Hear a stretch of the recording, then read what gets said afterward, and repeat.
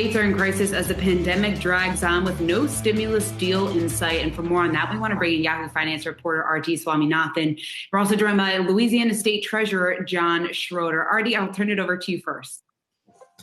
Hey, Treasurer. So I don't know if you've seen a Moody's report that recently predicted that there's going to be a sharp drop in revenues in your state between now and 2022. I spoke with S&P as well. They're also highlighting some longer term issues like pension obligations. But I want to take a step back and say, how has your economy been doing and what are some of the key challenges you've been facing? Well, obviously, it's the same challenges that everybody faces with a pandemic. Have not gone through it before, although as long as it's been, you'd think we'd have some experience at it. It's coming up on a year. But, look, small businesses has taken a hard hit. But you know what's strange about it is that depending on who I talk to, a lot of municipalities' income is actually up, while the state overall, I mean, we're living on $1 billion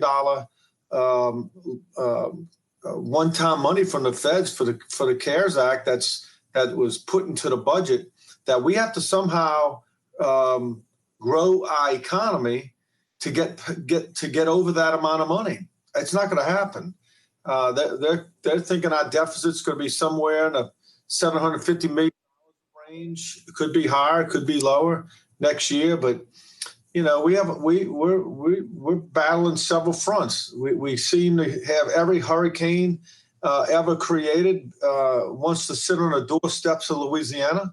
I think we had 7 this year. I'm 60 years old, and I mean, it's unbelievable. I've been in Louisiana my whole life. So we continue to have certain things that just seem to pick on the state. Obviously, everything going on negative in the oil and gas industry is having another major effect on the state. So there's a few things that we're facing that quite frankly, we're not going to overcome by ourselves. So just a follow-up question on just pandemic and unemployment. Obviously, that has expired. So what does that mean for the state, with the sort of no stimulus package? Is that going to put even more pressure? And how are you seeing that play out with the trust fund and everything? Well, that's a huge problem in itself. And if we don't figure out how to live with the pandemic, when I say live with the pandemic, and we don't figure out how to get people back to work, our trust fund is not in good shape, and we're borrowing money now to pay those unemployment claims. And it's just, look, there's nothing good about it. We just have to hope that somehow we can continue to work and limp along this economy to this pandemic. Either the vaccine comes out to where people have some confidence that they'll go back to doing what they're doing. It's really the bigger cities that are having a problem. Quite frankly, the suburbs seem to be doing okay. But our big cities in the state and the state coffer doesn't seem to be doing very well. Mr. Schroder, it's good to have you here. Adam Shapiro, New York City. And I wanted to ask you, I think all of us agree that this is one country. When those hurricanes hit you folk and our tax-supported FEMA goes in to assist, nobody in New York says don't send that money. And yet, when New York got hit drastically economically by this pandemic, we had Mitch McConnell, Republican leader of the Senate, say, let them go bankrupt.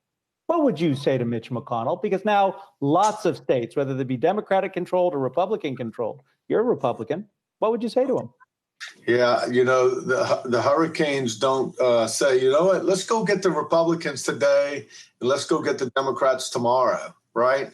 The good thing about these hurricanes spreading around, everybody's gotten a little taste now of what it's like to have Katrina in your backyard.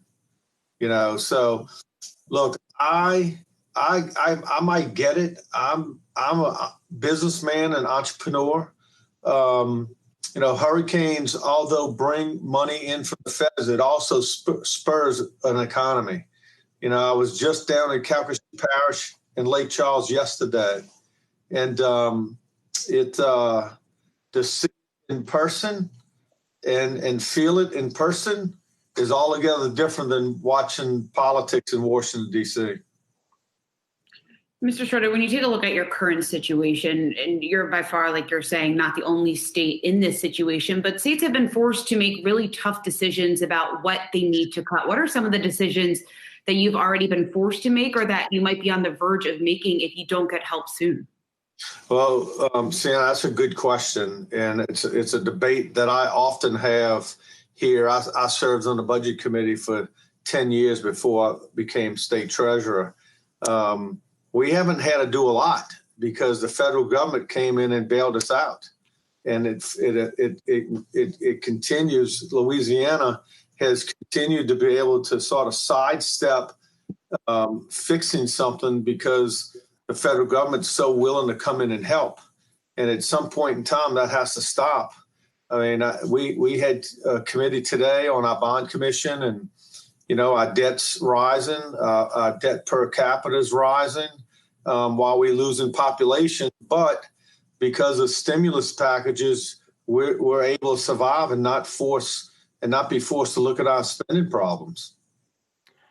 Did I just hear you say that the federal government should stop assisting? And then are you saying also that people, on the coast should move inland and stop rebuilding in hurricane zones? No, I don't think I said anything to the sort. Can you clarify then what you just said? Because I thought you said we got to stop using this stimulus money. No, I think Sienna's question was about the stimulus and when that runs out, what happens? We haven't had to make any drastic decisions because of stimulus money. We took a check of, I think, $1.8 billion from the federal government, and $1 billion of that shored up the state general fund. That forced the state, that allowed the state to sort of operate like everything was normal. Well, everything wasn't normal. When that runs out, and I was here after Katrina, we had this false economy. So when all that money ran out and we caught up with the economy, we crashed. Now, I can't predict what's going to happen tomorrow, but I know the economists are predicting we're going to be in a shortfall. I think their estimate is almost $680 million, I think. We're a small state. We only have 4.5 million people. I don't know how you all of a sudden just make that up in a $10 billion general fund. It's almost 10% of your money. I don't know about moving inland and what that all has to do with what I said. All right, Louisiana State Treasurer John Schroder, we thank you so much for taking the time to join us. We hope to have you back in the future, and we wish you and the state of Louisiana all the best.